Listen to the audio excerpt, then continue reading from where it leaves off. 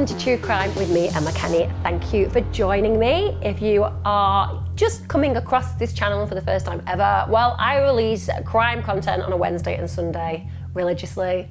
If you like crime and you like consistency, this is definitely the channel for you. So consistent it is that I keep saying exactly the same thing at the beginning of each of my videos, which I don't know if it's a good thing. I guess it is consistent and therefore confirming. Maybe I'll switch it up at some point, but I don't know how to. Anyway, thanks for your comments, your likes, and your subscriptions. Massively appreciate that. Also, I have my membership now, so you can join my Discord and you can suggest cases and vote for cases that you want coming up, and also get lots of extra perks. I'll be jumping on a live every month. I'm doing the same on Patreon, but also on Patreon for members there are lots of podcasts, undercover police officers, ex-CID, people who've been in cults, and me just talking randomly with members of my family, keeping crime in the Kenny family. Today's case is one that I hope most of you won't have heard of. I cover cases that you ask me to, but obviously I want to cover those that you probably haven't come across. Namely because when people lose their lives, particularly when those people may have come from a potential subculture in a community that may not be seen in the most positive light, sometimes their legacy of life gets lost, and they shouldn't, because these people have incredible meaning to other human beings, and they may not have, shall we say, towed the legal line fully, but certainly the way that they met their ends was completely outside the realms of what they should have ever experienced or expected. And I think it's really important to cover cases like that.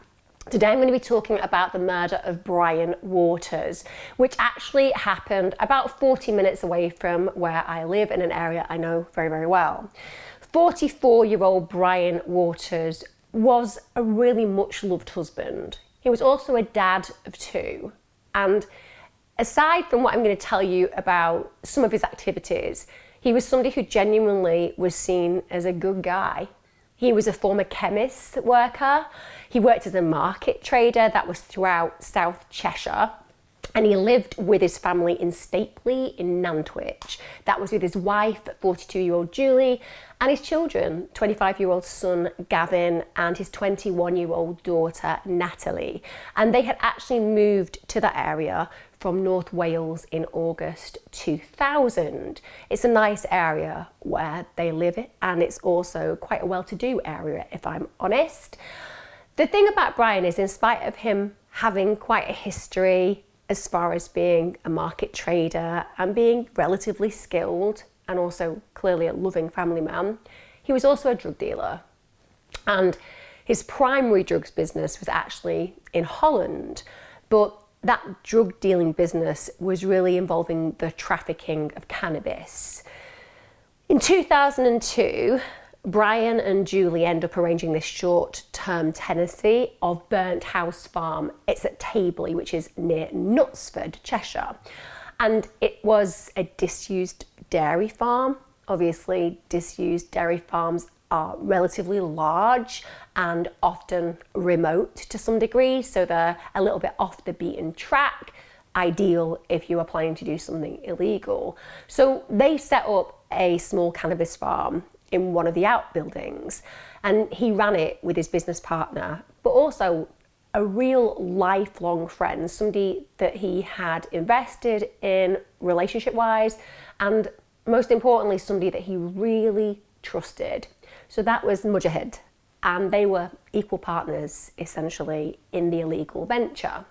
So even though they were doing something that was clearly illegal, it wasn't a mass production. We're not talking about kingpins in the drug world. We're certainly not talking about individuals who are making millions.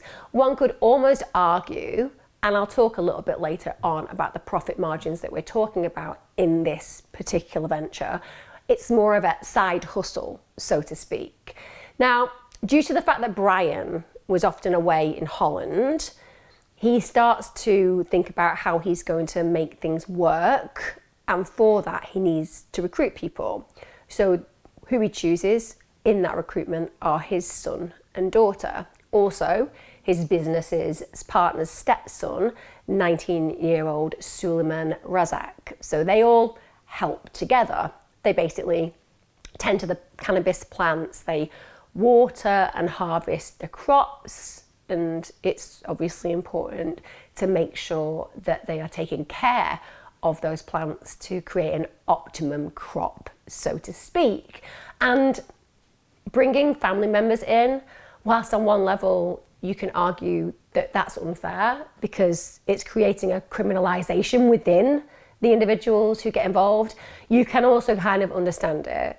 I'm not saying it's an acceptable thing to do, just that it's hard to trust people. The criminal world is not a place where lots of people feel safe investing in others, because there is a potential that you're going to get ripped off. There is a potential that bad things that can happen to you. So if you can find a way to introduce people that you implicitly trust, such as very close family members, then arguably you may make a choice to do that, because it just makes sense that you're not going to be shipped off to the police because people snitch on you, and also you're not potentially going to end up robbed, which could happen if you were trusting random strangers, so to speak. Now, on account of these drug operations that he's involved in, he came into contact with a lot of unscrupulous characters. So Brian was dealing with the underworld, so to speak.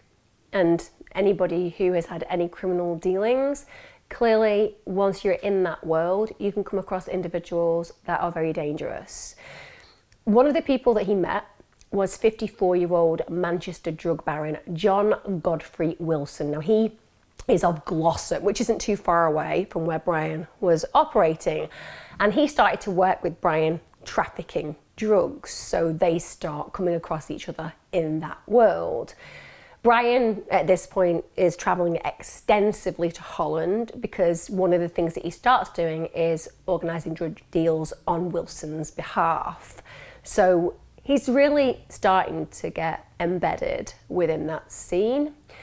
So whilst Brian, to some degree, was a family man who happened to deal drugs, Wilson wasn't. He was a really dangerous, really ruthless, unforgiving criminal. And he was a really well-known drug dealer in the Manchester area. He was somebody that if you mentioned his name, anybody who had even, shall we say, tenuous links to that world recognised who he was immediately. Wilson was somebody that you did not want to cross. And also Wilson was somebody who was highly dishonest. And if you think about the pen portrait of possibility where a felon can be concerned, you would draw him, not somebody that you would either want to fall foul of, even bump into, because he couldn't be trusted. And even if you start getting involved in a partnership scenario, such as in working with or for him, you would know that realistically the only person's interests that he had at heart were his own. And people like that who are highly manipulative, highly egocentric, and unscrupulous and unforgiving, well, they really meet a certain bar when it comes down to being a dangerous human being. Unfortunately as well, for Brian, he actually manages to get on the wrong side of Wilson. So a drug deal basically goes wrong. This is not uncommon. You will see it play out in movies or in series on TV or in documentaries, because unfortunately the drug world is not a safe one. And it can be that you have your drugs stolen and now you're going to owe a lot of money, or you can have your drugs seized. You're still going to owe a lot of money. And no matter where you are in the food chain, when it comes down to dealing, there is going to be someone higher up than you ready to gobble you up if you do something wrong. That's what happens essentially to Brian. A drug deal just goes wrong. It's on a trip back from Holland. Brian is stopped by customs and he gets £22,000 of Wilson's money taken off him. So if you happen to fail to declare why you have got a huge amount of money on you and you don't have reasons for that money and evidence as to why you have it with you, you'll have it taken off you. That is not good news for Brian at all. Because as far as Wilson is concerned, he really doesn't care how the money has been taken off him. Brian now owes him £22,000, which is a substantial amount of money. And let's be honest, when it comes down to drug dealing, you can't go and do an IVA and write off your debt. You can't declare yourself bankrupt and just hope that the creditor, in this case a drug dealer, just goes away. When there is money owed where drug deals have gone wrong, there are serious consequences for the individuals who they feel have cost them that cash. And the way you are made to pay for that can involve very dark ways. It really can. So it seems that following Wilson's constant demands for the money that's owed, he doesn't feel that Brian is getting to him quick enough. So he wants that £22,000, and even though Brian is more than happy to pay it back, he understands the consequences of not paying it back. For whatever reason, Wilson feels that he wants more, and it makes him very, very angry that he isn't getting the amount that he requires right now. Now, Brian, all the while, is desperately trying to repay the debt. He's doing his own drug dealing, and he's trying to save up the money. However, one of the things that he keeps back from Wilson is this cannabis farm that he's running on the side.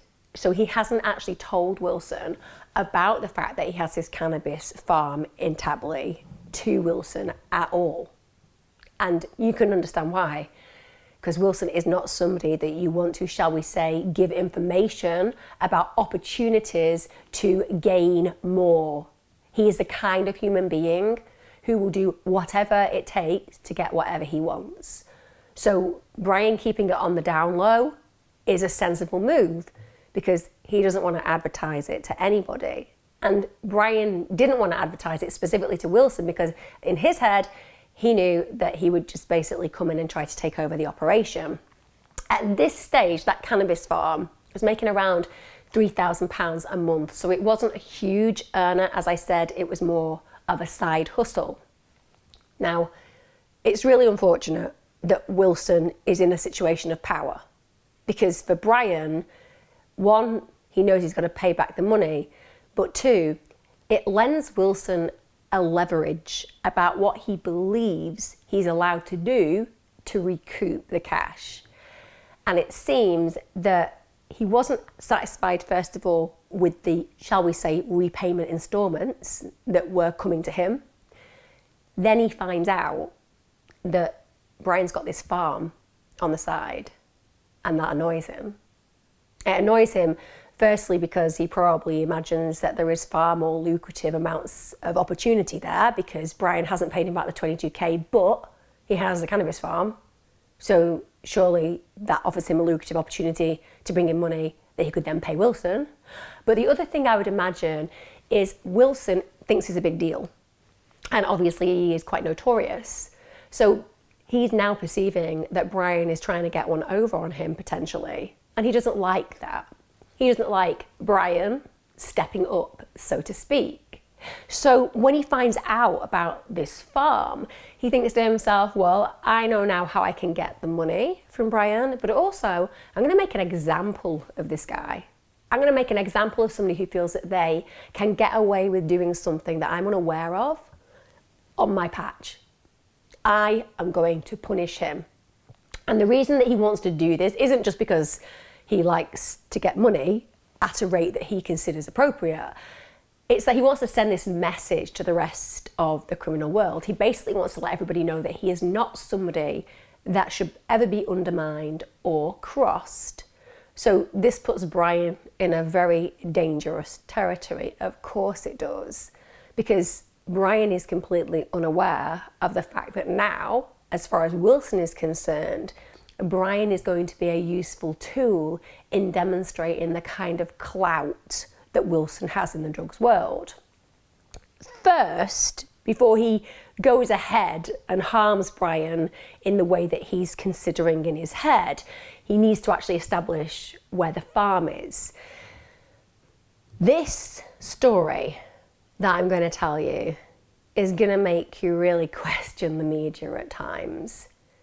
when I was researching this, bear in mind I spent 14 years working in the media, and definitely there are some practices that I certainly find very concerning, and I've seen people treated in very alarming ways. I don't deny that.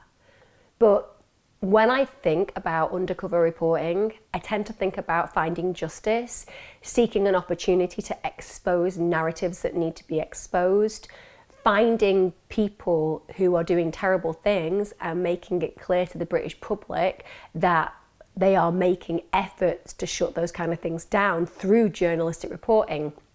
That's what matters as far as I'm concerned when it comes down to investigative journalism.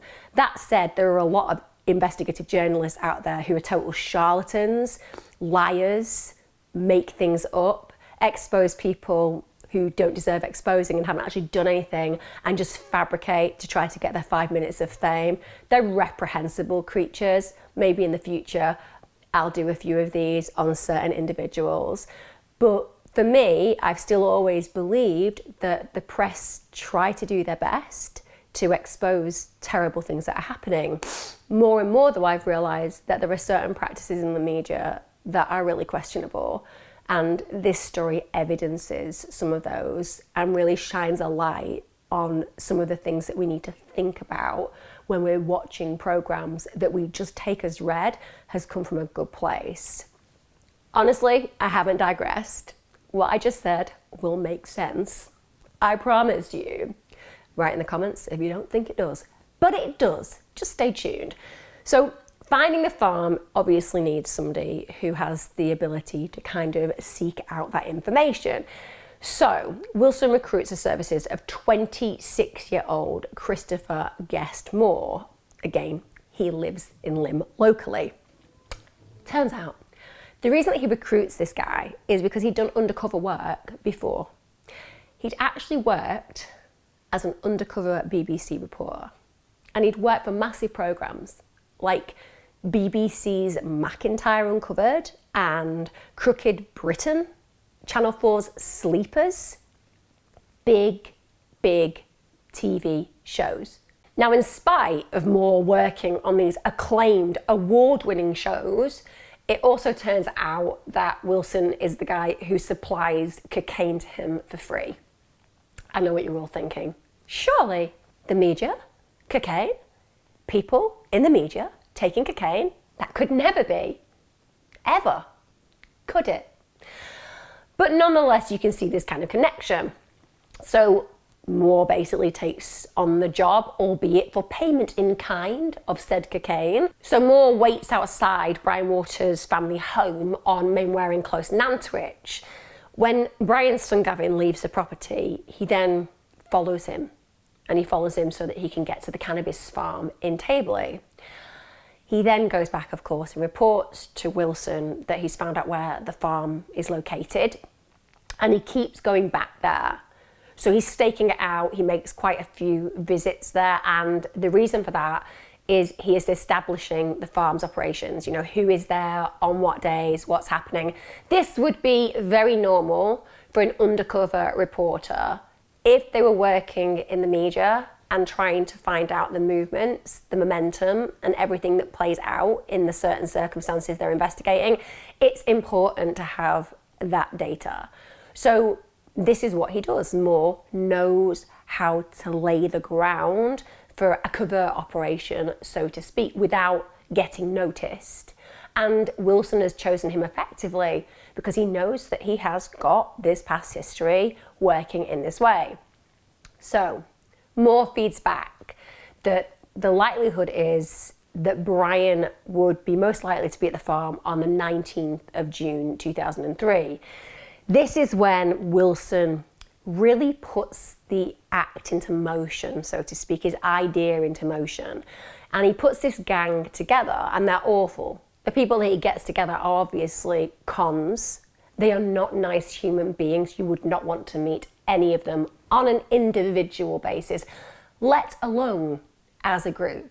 So this gang who are put together includes several very unsavoury characters, including Moore, who we know has orchestrated the knowledge that's required to set this up. But in this group, there is 44-year-old James Raven of Bolton, 27-year-old Otis Lee Matthews, he's from Manchester. Now, Raven was actually an ex-market trader, and he'd also done undercover work for TV with his cousin, who was more.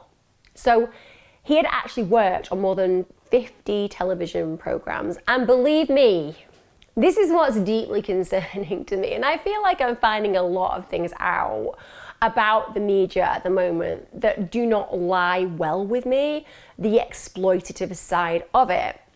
And I think that when you employ people on television series, it's really important to do due diligence and to know about their background, to have DBS checks, so you check criminal records.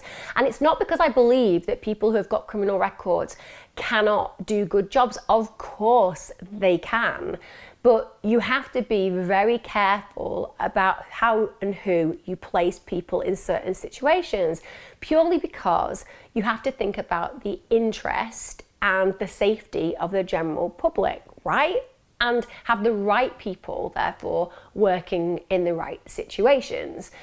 But it turns out that Raven had a really violent past, and it was known to the TV executives that actually employed him.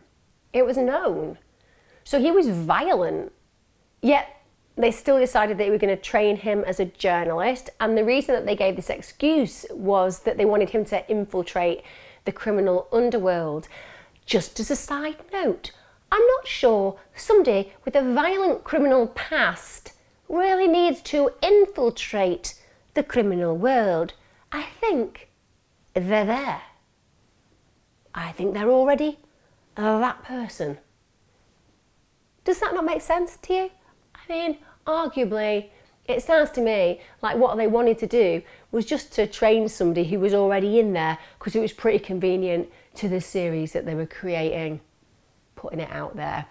Anyway, Raven and Moore, they basically ran a surveillance company together, and they did very well. They earned about $80,000 a year. Raven drove a top-of-the-range soft-top Mercedes. It had personalised plates. Moore had a Porsche. They were doing very, very nicely, shall we say.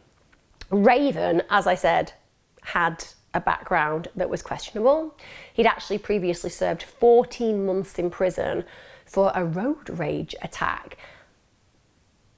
We all have a bit of road rage occasionally, don't we? We're like, they've pulled out in front of me, I'm beeping my horn, I may even mutter an expletive. Sometimes we might wind our window down and say something nasty to the person. Sometimes we might just scream incoherently to ourselves as we question our reason for existence when these things happen. We've all been in a situation where road rage occurs. When you get 14 months in prison, bear in mind, trying to get rape convictions is something all but impossible in Western civilization. So for somebody to get 14 months in prison for a road rage attack, we can all imagine the level of aggression and violence that ensued during that attack. And Raven is known by the criminal fraternity as the milkman. And that's not because he had a penchant for calcium products. It's not because he arrives at your doorstep on a daily basis with a little carry carton full of milk, orange juice, and potentially eggs. No, he was known as the milkman because he always delivered results. I kid you not. That's literally what he was called. And he was being hired to work as an undercover journalist. Wow. Good job. Good job, exec producers on those shows. But again, when you hear about a name like that, the milkman, we're not talking about your very low-level criminal, are we? We're talking about somebody who's been involved in a lot of crime. You have to accumulate criminal activity to get a name like that. For people to know that you deliver results, it means that you have enough jobs where you've successfully done so that people can title you that way. Raven was also somebody who looked a little bit intimidating, shall we say. He was covered in tattoos. I don't have an issue with that. I'm a bit partial to a man covered in tattoos, but nonetheless, I wouldn't really think that having the tattoo approach with extreme caution and psychopath would be my first choice in tattoos. Do you know why? Because it makes you look like a psychopath who you wouldn't want to go near. And that isn't good for just general relationships, I would imagine. What does it tell you about a human being who needs to stroke their own ego enough to have fearful statements placed on their body? Arguably, we could say deep insecurity, probably mummy issues, probably somebody who didn't really achieve very much aside from bullying people and therefore feels the need to let the whole world know that he's such an hard man. But equally, for the average layperson who isn't deep diving into his psyche, it's scary. I certainly wouldn't go near anyone with the tattoo psychopath or approach with extreme caution on. In fact, when I think about approach with extreme caution, I see that sometimes on dog leads when dogs have had problems and are highly aggressive. Maybe they've been treated really badly by a past owner and therefore they have a lead that lets you know not to come close. So animals who can't express themselves, they may have those kind of things on them. Maybe this guy was one who could not express himself appropriately in a verbal way and therefore had to label himself with such suggestions and such statements. Just putting it out there. And if that wasn't enough to put you off, you know, if you thought, oh, what do you mean, extreme caution and psychopath? Maybe he just needs a hug and you were thinking that you could just somehow broach him in a way where his soft side would come through. Just for good measure, he slapped maniac tattooed across his back. Yeah, maniac. So if you had, on first view, thought, I'll give him a chance, and then he turned around to go and get you a drink from the bar, at that point, it would be good to back away whilst still facing him for fear he turned around and realised you were leaving. People like him are not people we should try to engage with. That's all I'm saying. Now, Matthews, well, he ran a car wash in Manchester and he had had quite a long criminal existence. His life as a criminal had started at 15 and he'd been convicted of robbery and assault. For those of you who might not be listening in the UK, robbery is when you take something by force. So it isn't just stealing from a shop. I always think the word robbery sounds like you might not involve a person, but actually it tends to be quite an aggressive crime and you can get quite a lengthy sentence in prison in the UK for it. Obviously, assault on top of that just shows you that you're in a situation where at 15 years old, he was quite happy to remove possessions from another human being and to do that by force. So now that Wilson has managed to get this gang of reprobates, so to speak, they get together on the early morning of the 19th of June 2003. So Wilson's gang of 5 or 6 men, they meet at Moore's house. This is at Burford Lane, Lymm. Wilson wasn't actually present, by the way. Instantly, think about that. So the man who is orchestrating what I am going to talk to you about now, he's not actually there. Now, on one level, this shows that he feels that he is above the group of men that he's put together. He doesn't see himself as having to lower himself to carry out what I'm going to talk about. So there is a superiority and arrogance within his nature. Of course there is. But isn't there cowardice as well? The fact that he doesn't go. Because if he isn't present, he's staying one step away from the crime. And in his mind, that may make him less culpable. I don't believe that Wilson is, shall we say, the brightest individual in the criminal quotient. But what he does is he stays in touch with them by the phone and then he basically tells them what they need to do.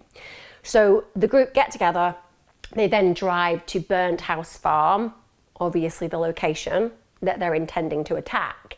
They have a horse box that they're towing because they want to remove the cannabis when they're there. When they get there, no one is actually at the farm. This means that they have some time to look around, and it doesn't take them long to locate the cannabis plants. They're in the outhouse, and at this point they begin bagging them up, and then they also go ahead and strip all the drugs paraphernalia, the equipment, anything that's of value and that can be useful in the creation of drugs. They load all of that into the horse box. Raven then tows the horse box and leaves it in the car park of the pub, which is near Moore's house. This is before going back to the farm and rejoining the rest of Wilson's gang. So essentially, they've managed to get what they wanted to get as far as objects and items and the drugs themselves, but they're going back. So the fact that he is going back to this means that this isn't just about stealing. Remember, Wilson wants to humiliate, and he wants to teach Brian a lesson. At this point, the group break into the farmhouse and they just trash it. This is about looking for any items that they can steal. They are searching for cash on the premises. And also it's that hooliganism. It's the vandalism. It's the taking complete control of that environment and destroying it. So that's the first thing that they do. Around 11:50 a.m, Suleman arrives at the farm because he's just going to get on with his usual duties. His job is to go and tend the cannabis crop. He's got no idea whatsoever what is lying in wait for him. So he's just going about his business. As he goes to enter the farmhouse, he's completely blindsided, just accosted by multiple men. These are big, scary guys. They are prepared. They are wearing balaclavas. This feels like a real professional hit. He gets knocked to the ground. He's repeatedly punched and kicked in the head, kicked in the face. He's kicked so hard, in fact, that he goes unconscious. And the human body is incredibly resilient. To get knocked unconscious, the force has to be highly significant. So you can imagine the kind of thing that's playing out right now. And these are grown men, and they are all attacking him at once. They then drag him into the farmhouse. This is where some of the cannabis plants have been growing. The place is in complete disarray. They've gone through it. It's absolutely trashed. And the men get cannabis leaves, they shove them into his mouth. Then they drag him again into the cow shed. Remember, this is a disused dairy farm. They start demanding money, screaming at him, shouting at him, beating him, saying that they want money. He has literally no money to give them. He's just there to tend the cannabis plants. Remember, this isn't a multi-million-pound operation. This is societal. This is small. So the fact that they're demanding money, he has none to give them. It's really, really not what the gang want to hear.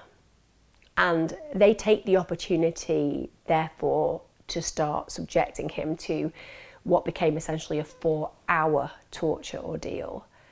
That cowshed that he was dragged to, it basically became a makeshift torture chamber, and he was kicked and he was punched. They bound his hands behind his back with duct tape, which I always imagine when you think about how we associate duct tape and crime, we all represent that kind of action as an action that lends itself to death.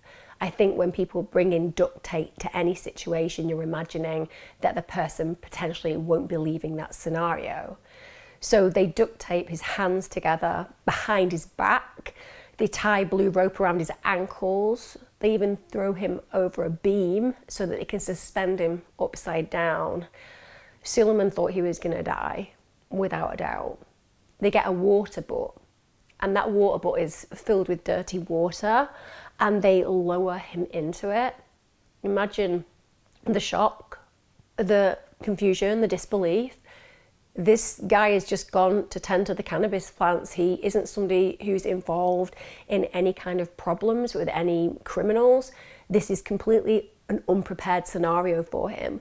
And suddenly, not only has he beaten black and blue, he's been knocked unconscious, he's now upside down and he's being lowered into a dirty water butt. And he thinks he's going to drown.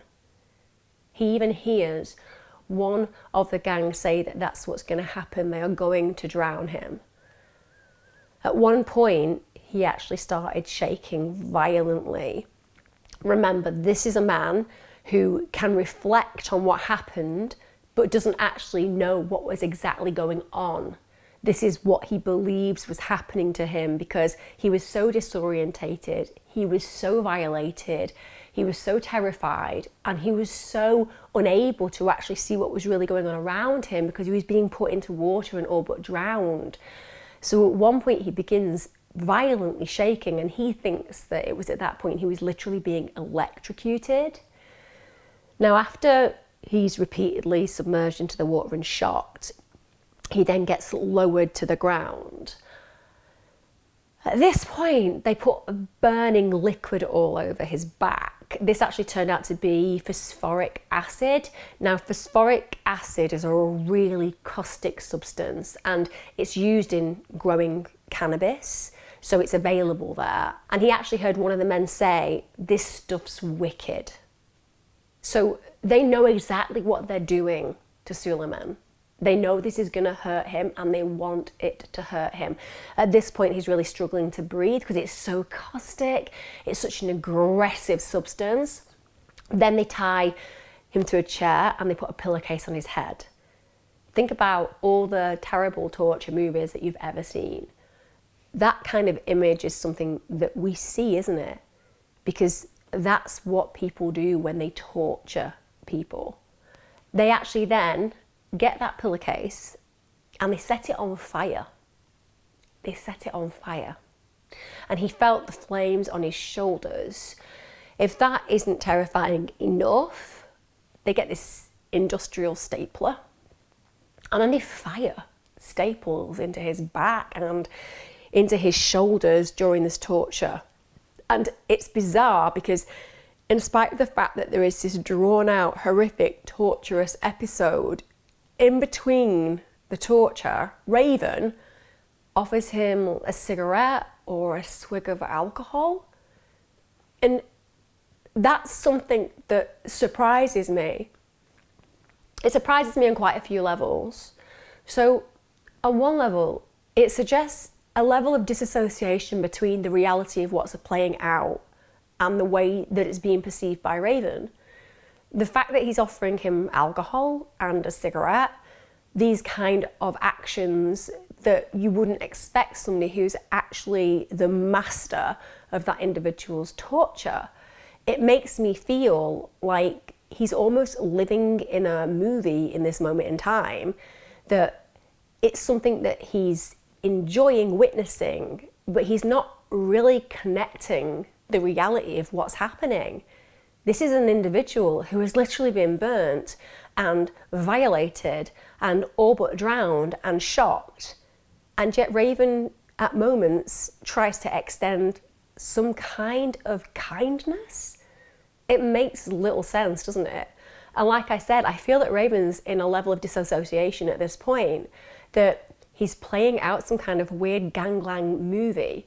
I may be completely wrong. It could also be that Raven enjoys the power, that he knows that Suleman is going to do whatever he's told, take whatever he's given, and so he's playing with him.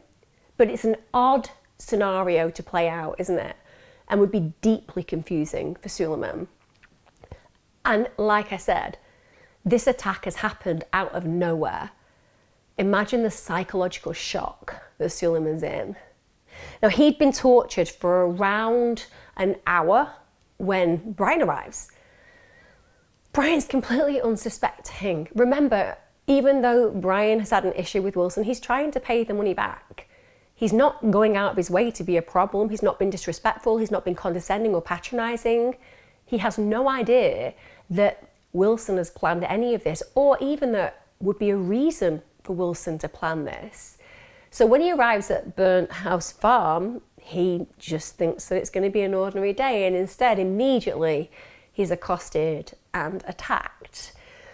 By the time he's actually dragged into the cowshed, obviously Suleman's there.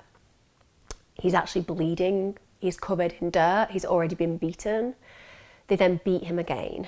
And again, just like with Suleman, they hoist him upside down by his ankles and they lower him headfirst into the water butt. Then they all take turns beating him. Several of the guys beat him with bamboo canes. They beat him with metal bars. They beat him with planks of wood. These are big men. You can imagine being in a situation where somebody hits you with a plank of wood and they've got a level of force behind them. It would be absolute agony. And again, I bring you to the forefront of the consciousness that would be occurring within this man. He has no idea why this is playing out. He's done nothing seriously wrong. And now he's suddenly finding himself being assaulted in the most terrifying and treacherous of ways. He even gets struck so hard that the bamboo canes snap on him. He's just being used as a human punch bag. It's as simple as that. Now, none of us need to be Einstein or a medic to understand the level of pain that Brian would have been in. He was in a critical state at this point, in absolutely horrific pain. But it was just the beginning. The worst injury was yet to be inflicted. And when I tell you what they did,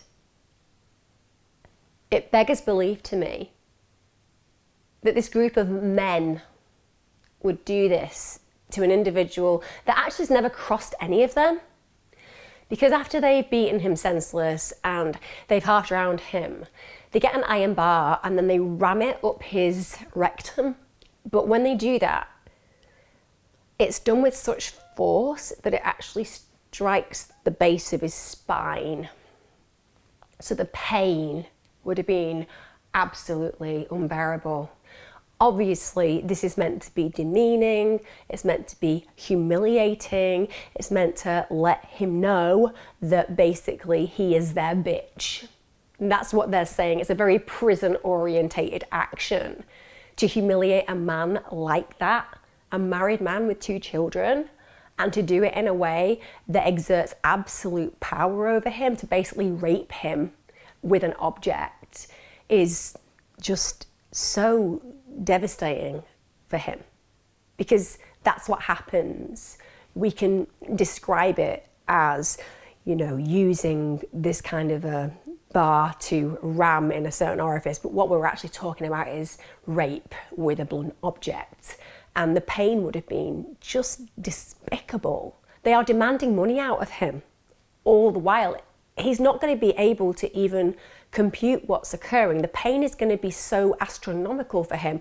He's not going to even know how to conceive a sentence, because he's going to be so badly injured by this point that he won't have a clue how to even respond. After they've carried out this horrific torture, they then get Brian and they tie him to a chair, so a chair directly next to Suleman. One of the men tie a bin bag over Brian's head and they set it alight and it melts onto his head.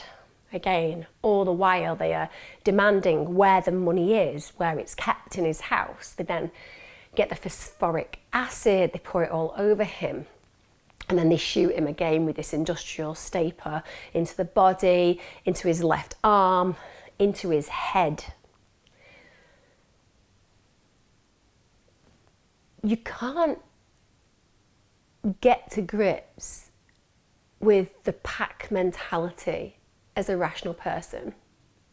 For all of us listening now, imagining Brian in that circumstance, in that situation, and Suleman witnessing it, I doubt either of those thought that they were going to get away from this situation.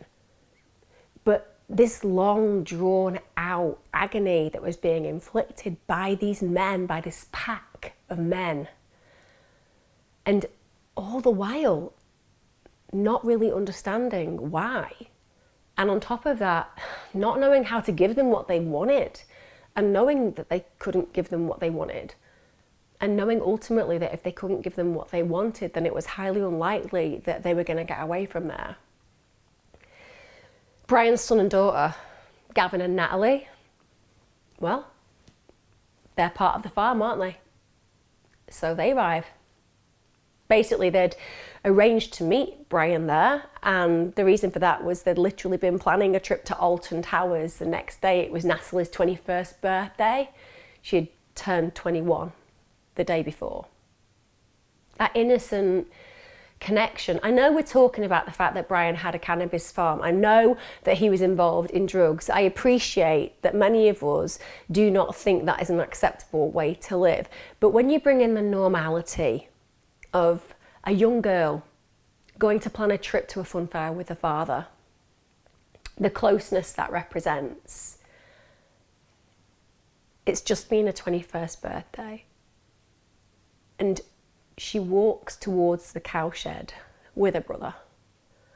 And there are a group of 3 or 4 masked men waiting for them. They run out at them. One's got a gun, the other have bats. They must have been absolutely terrified. They have no idea what is going on. And these men shout, "Get the fuck down." They then start kicking Gavin. Then they drag him into the cowshed. The man with the gun grabs Natalie by her hair and they drag her, banging her head into a wall and then slapping her face. When Natalie gets dragged into that cowshed, she's just greeted with the most horrific sight.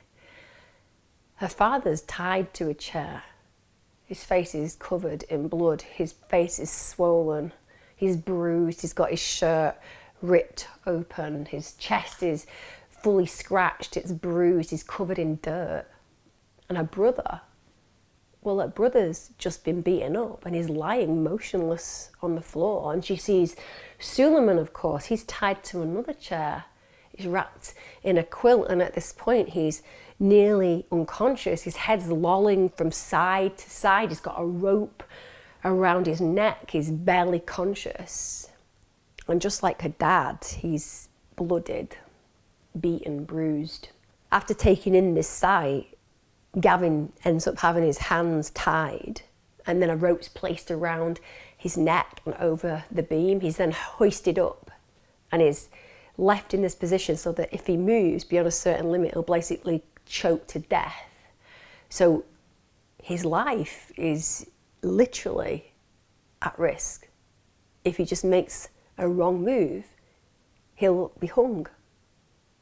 Natalie, who's dealing with the chaos and absolute recognition of the catastrophe that has befallen her much-loved father, the fact that a place that had just been an area that felt safe and secure is now full of these individuals who are threatening their very existence.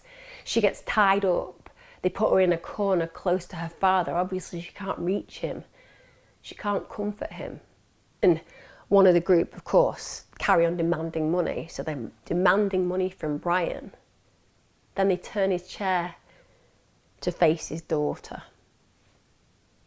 And as he's looking at his daughter, she was threatened with a really serious sexual assault.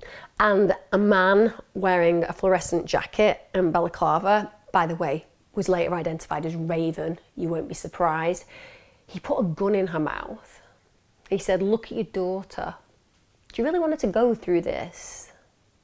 At this point, Brian just weakly asked if they could make his restraints looser because he said he couldn't breathe. Shortly after that moment, watching his daughter have a gun put in her mouth, watching her sexually assaulted, Brian succumbed to his injuries. He died. He died in front of his kids' eyes, watching. It's unbelievable to imagine that the last thing that he saw were his own loved children being attacked, because people can judge accordingly, but that man absolutely lived for his children. He adored them. the last point of vision was his children in mortal danger. And they had been made to watch his final moments in complete terror. Natalie clearly was very keyed in to what was happening with her father. She was obviously very aware of how unwell he was, and she actually heard his final breath. And then she heard silence. She screamed, "Dad, Dad." And you know what they did? They just told her to shut up because he said he was simply asleep. They then dragged Brian's body into the adjoining milking parlour. Just dumped it there. Whilst all of this torture had been taking place, two of the gang had taken Brian's car and they'd driven it to the Waters family home in Nantwich. So bear in mind, if it isn't bad enough that these men have carried out the most traumatic and fatal torture on a member of the Walters family, now they're actually gone to the house because they want more. So they force the way into the house and they get Brian's wife Julie and they get her against her will, ransack the house because they're searching for this money. They can't find any. So the way they deal with that is they abduct Julie and they drive her to the farm. So now the whole family has been attacked by these men. Now around 4 p.m. that day, David Moran, who lived in Gorton, contacted the police. He did it anonymously from a phone box. And Moran was actually Wilson, who we know has orchestrated this raid on Brian's place. He was his drugs courier, so he'd transport cocaine around Manchester and Cheshire for Wilson. And he had been acting as a lookout that day. So he calls the police and reports the attack at the farm. He says that he's seen 3 guys beating up a man outside the farm. About 500 yards on the right, going towards Northway, there's a farmyard, and that's just like these 3 gentlemen, or 3 men, attacking a man. How long ago was that? About 5 minutes. Moran, by the way, later on becomes a prosecution witness, so he agrees that he's going to plead guilty to a lesser charge of perverting the course of justice. He gets like 21 months for turning on the gang of guys who carry out this horrific crime. And he does confirm that Wilson was the person who masterminded the plan. He said that Wilson had said that the gang had to strip the cannabis farm, and also said that Wilson had made it clear that they needed to use the necessary force to get the money. However, interestingly enough, Moran was also told by Wilson to get in touch with the police. Now, it isn't clear if the plan was to call the police after the deed was done, or if the call was made because Wilson realised that the level of violence that was being inflicted had exceeded what he imagined he wanted to create that day. And I'm not going to give Wilson a lot of leeway by any stretch of the imagination, because this guy created this situation. Without Wilson, we would not be talking about this right now, and Brian would still have his relationship with his children and his family, and albeit he might be in trouble with the police, he would definitely have been alive, right? So Wilson is definitely a terrible human being for doing this. But do we believe that Wilson knew the level of torture that was going to play out? And I'm doubtful that he would have imagined that this would have ended up in the death of Brian. So it could well be that he decides, look, something needs to stop. It's getting out of control. So after giving evidence against the gang, Moran himself, who's obviously now turned on the crime element and snitch, and we know what they say, snitches get stitches, well, he became a marked man, and he literally will spend the rest of his life living under a death threat.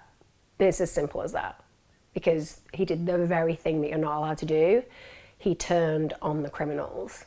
Although, for those of us listening, he did the right thing, he did the correct action, and it's absolutely what people should do in these circumstances. But we all know that the criminal element live by a particular code, and if you cross that code, there are consequences. And in this case for Moran, that means that he's going to have to constantly for the rest of his life look after his shoulder. Soon after 4 p.m, Julie arrives at Burnt House Farm.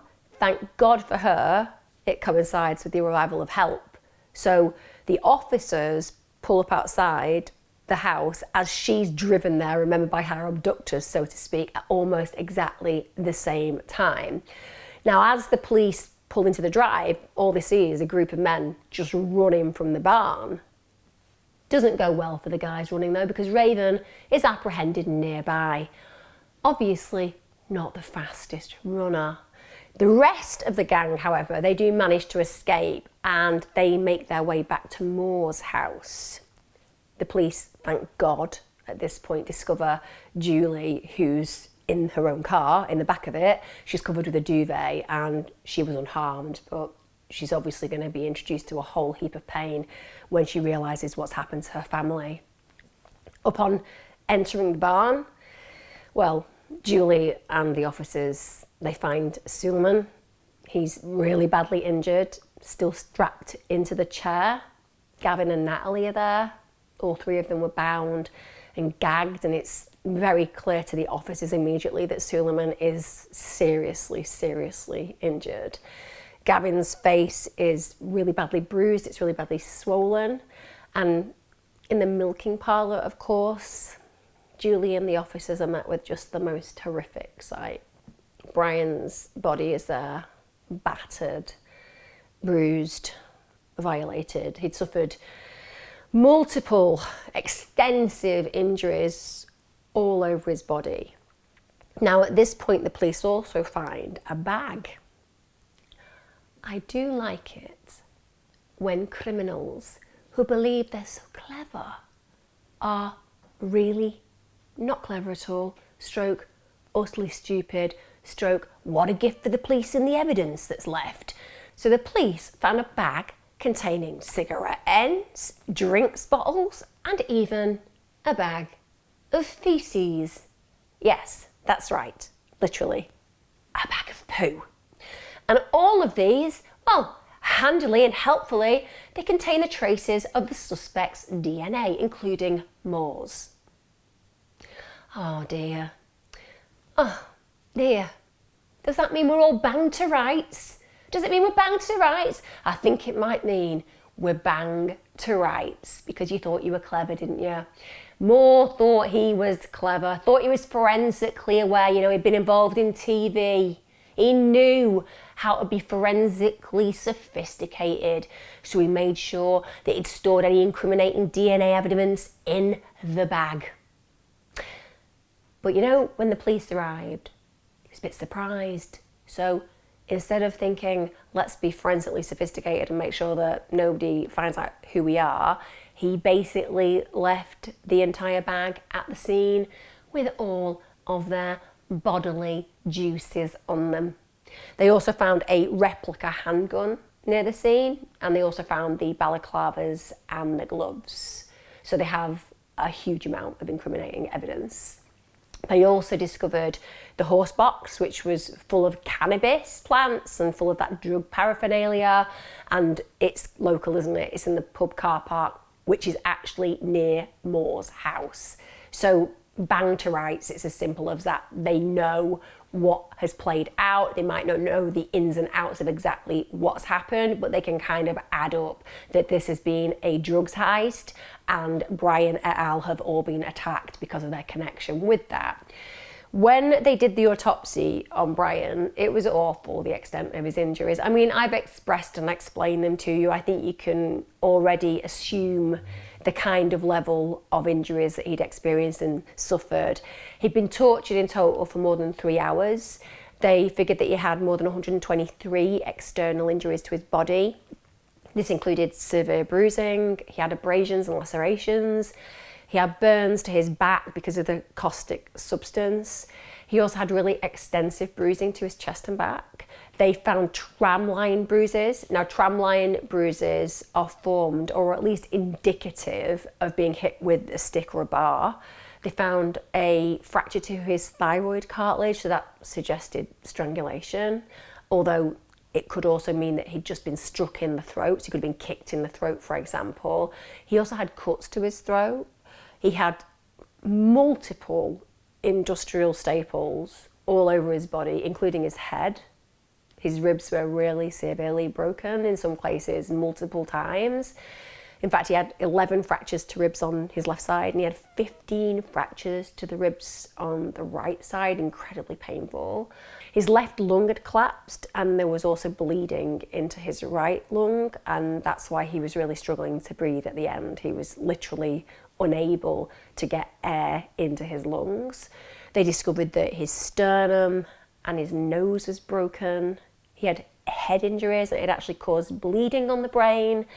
He also had bruising to the heart sac, and as you know, he was violated with the iron bar, and that had caused horrible tears to his anus and rectum. His hands had been very badly damaged, and the reason that they think he was damaged there was because he'd been trying to fend off his attackers, so they were defensive wounds. And when they looked for the cause of death, they established that it was a cumulative effect of all the injuries. So the medical injuries that were sustained, the experts said, were so severe that they were similar to those of someone who may have been in a really serious car crash. That's how serious those injuries were. And the pathologist did say that the way that Brian would have died would have been excruciating. He would have been in utter agony before his death, and it was prolonged. The attack was so brutal that one of the detectives involved in the case later said, "It's like something you only ever see in the movies." I take you back to what I was saying about Raven, and I almost feel like he was playing out that kind of scene that he'd seen in films, that he wanted to be seen as some kind of kingpin torture man, and he was enjoying it and believing that this was something that Brian deserved because it catered to what he wanted to be allowed to do to that individual. And like I said, giving him the alcohol, giving him the cigarettes, it just plays into that idea that he was creating a scene that he'd maybe fantasized about in his mind a long time and was given this option to do it in this circumstance. Because no matter what Wilson wanted, I'm not sure that he actually intended for Brian to be killed in the way that he was killed. It seems like Raven really enjoyed having that opportunity, and Moore was obviously somebody who enjoyed that too. The detective actually said this: as police officers, we're used to dealing with violent crime, but the barbaric nature of this attack, it's something that you never forget. When you look at what happened at the farm that day and what those men did, it feels like something you only ever see in the movies. It doesn't feel like something that could ever happen in real life, let alone in rural Cheshire. Now, Brian wasn't the only person who had horrific things happen that day, of course. He wasn't. He was the one who died. But we have to remember Suleman survived. But even though he survived, he was gravely injured. His body was covered in lacerations. He had puncture wounds. He had bruises and abrasions. He had puncture wounds to the neck, to his left arm. His left ear was actually torn. He had numerous staples in his body. He did have that experience where they were just attacking him with that stapler relentlessly. He had a fractured nose. His hand and his right arm were fractured. He had lots of burnt skin on his back because of that caustic substance that they put on him, and also candle wax that they used to torture him. So he was in a terrible state. Even though he survived, you can imagine that the post-trauma for him is just catastrophic. And the same, of course, for Brian's children. The level of trauma that they experienced in witnessing, let alone being attacked themselves, is hard to compute. Now, once Moore was linked to the crime via this DNA, police start tracking his previous movements. This is via his mobile phone. And they managed to establish that he conducted previous surveillance on the Waters family. They're also able to establish that he had followed Gavin Waters from his family home in Nantwich to the cannabis farm in Tabley. They also realised from doing this due diligence and investigation that he's been in touch with Wilson numerous times. So the picture is forming, the jigsaw pieces are being filled in. So they then analyse Raven and Matthew's phones, and they identify that they've also been in South Cheshire prior to the murder. Again, no doubt undertaking surveillance on the Waters family. So they can see that this is a group who've been involved together. So it takes them very little time. Wilson, Raven and Matthews all get arrested.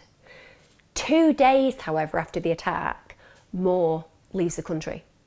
So he knows that he's going to get caught.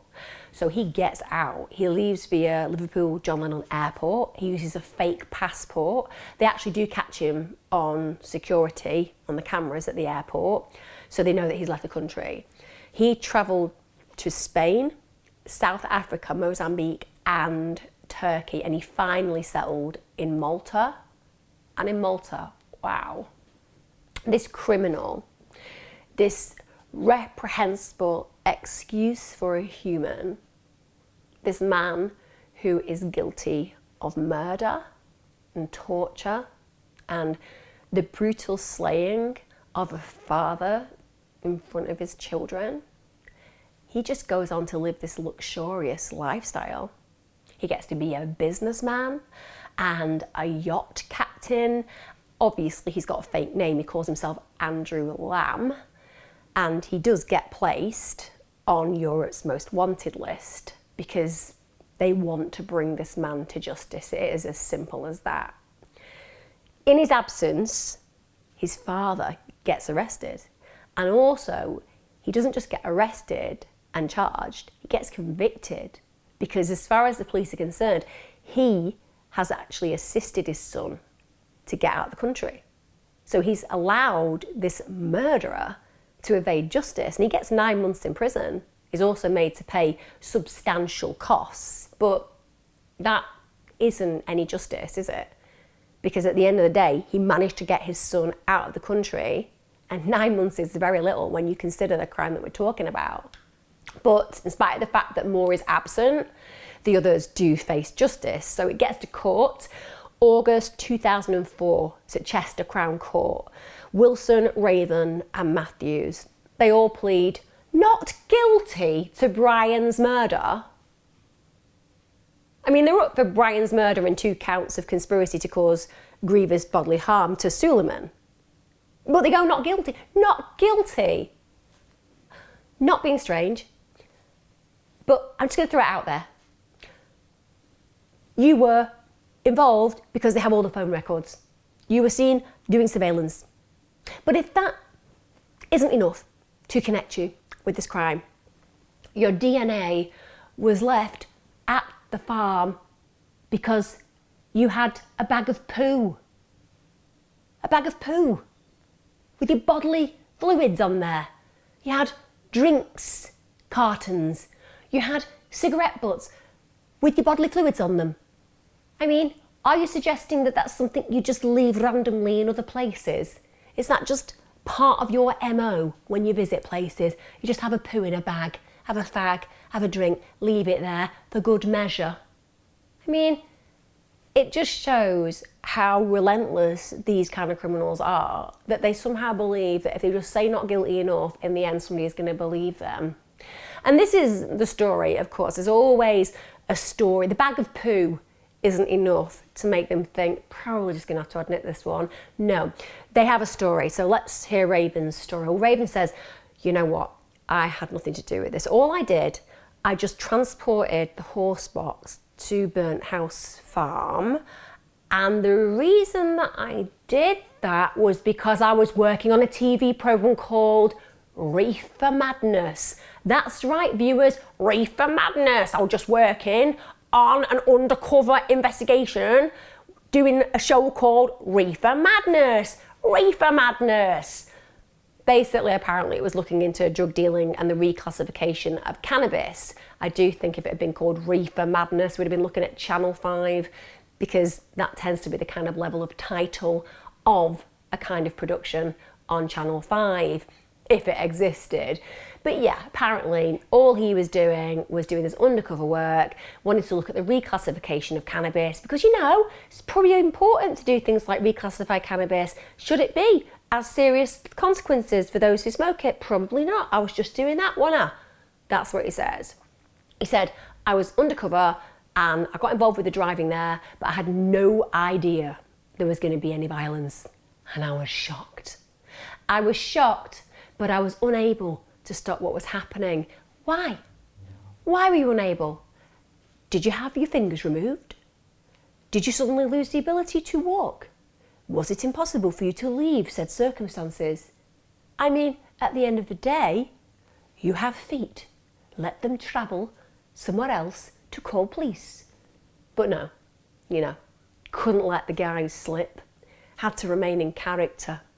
But apparently he was horrified. And he did try to get them to stop, but he was ignored. So again, he's ratting out the others really, doesn't he? I'm innocent, I was just working on a job, and it just turns out that these evil bastards were the problem, and I did try to get them to stop, but you know, you can't stop people who start torturing people, can you? It's an impossibility. So he actually tells the court this. Sorry, I'm probably going to do this in a dramatic way, because this man annoys me a great deal, and the fact that he felt that he could pull the wool over the jury's eyes really annoys me even more. He said, I too was a victim.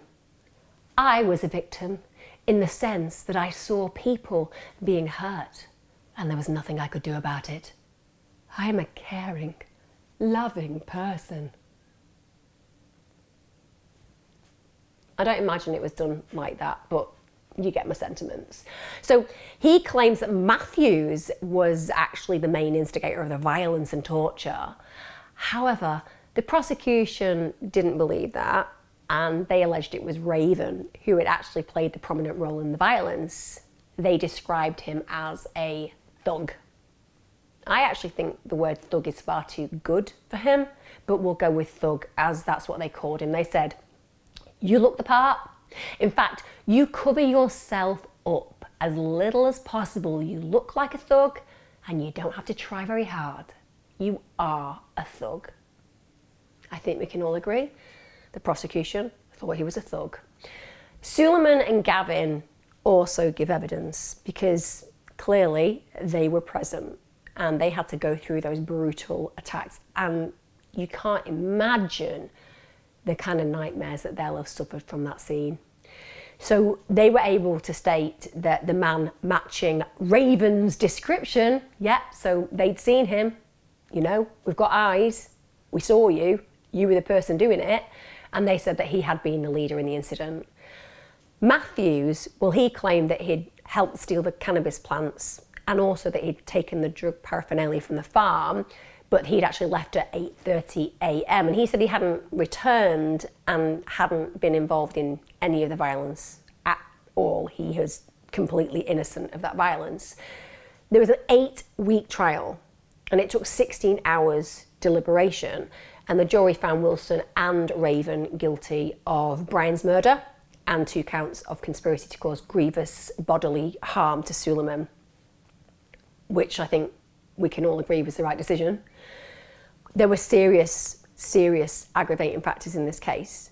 So when the judge considered sentencing, the aggravating factors played in a big way. There was massively prolonged, sadistic violence. There was torture beyond reason. The attack was pre-planned, so it was premeditated. Another aggravating factor is that it was for monetary gain.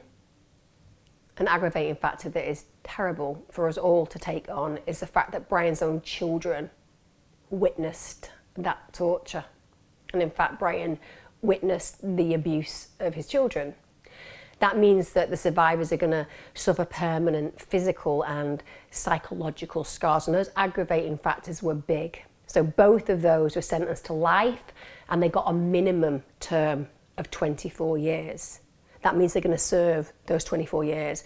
That meant that Raven would be 67 when eligible for parole, and Wilson would be 78. Now, Judge Mr. Justice Poole stated this: these crimes were exceptionally sadistic. The violence used was both gratuitous and extreme, and was characterised by the humiliation and degradation of Brian Waters before he died. Before that, he had undergone extremes of physical violence. Whatever your precise intention, no man could have survived those injuries, and Brian Waters did not. Now, whilst the jury found those men guilty in that circumstance, they found it more difficult in the relation to the verdict of Otis Matthews. So he got retried in November 2004, and he was convicted and sentenced to life imprisonment.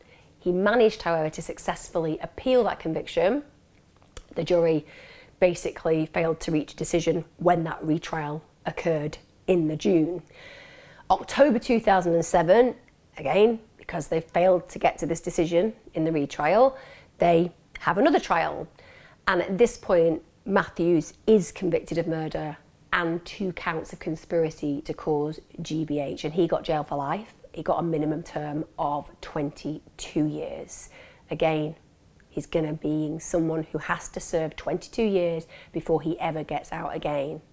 So whilst we now have 3 of the perpetrators who've essentially been brought to justice, several others are at large still, including Moore, one of the main instigators.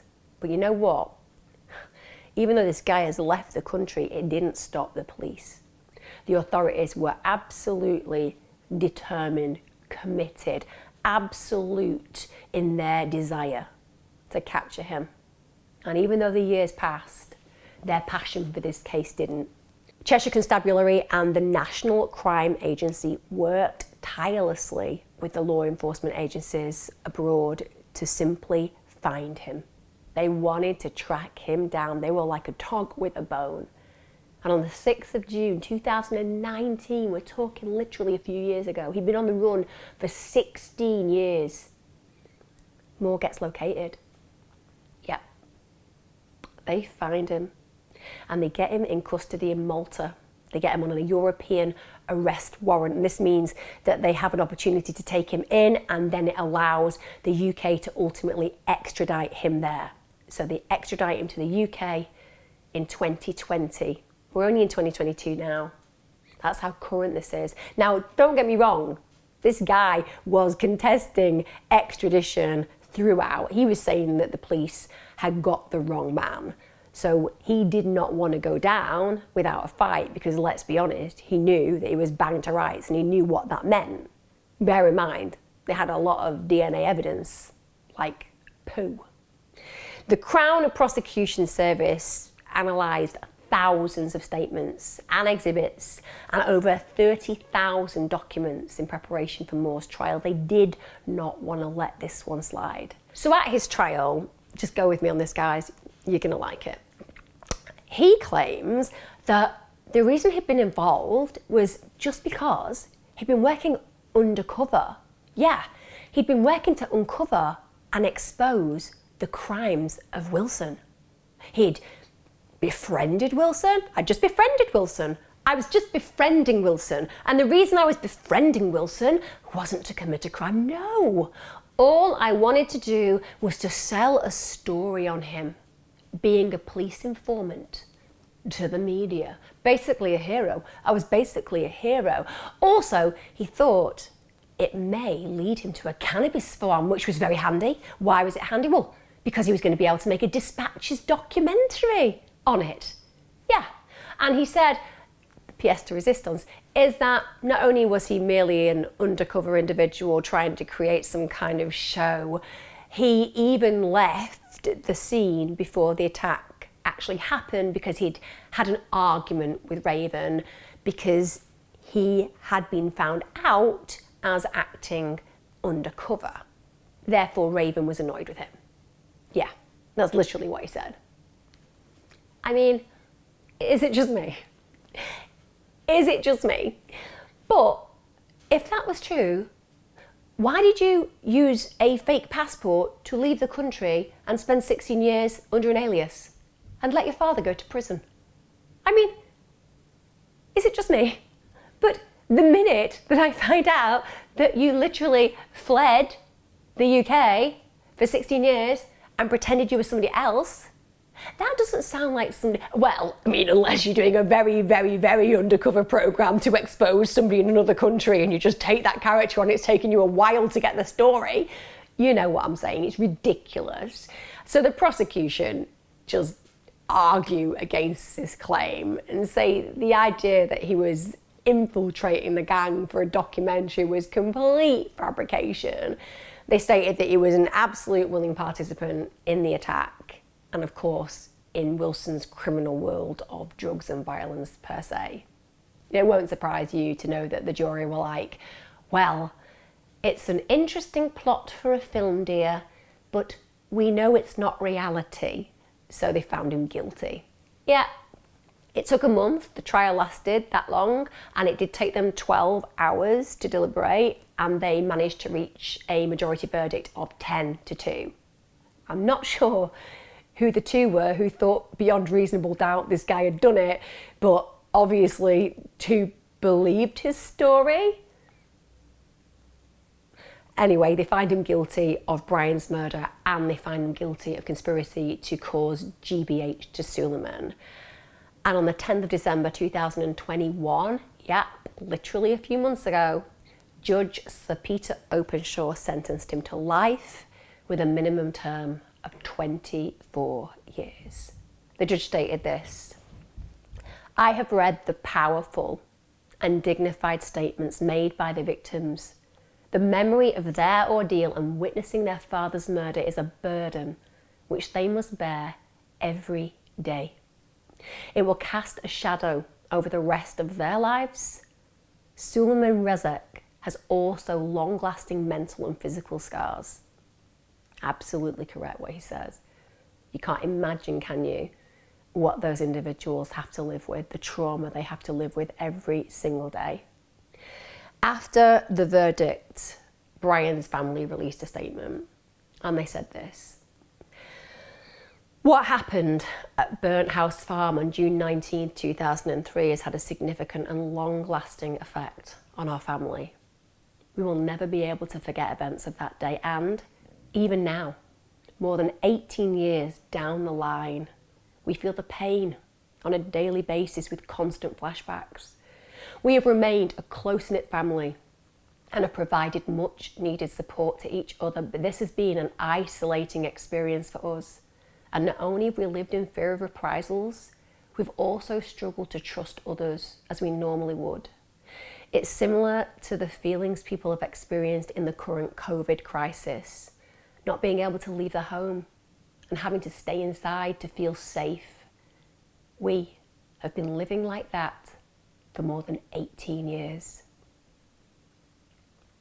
Really powerful, right?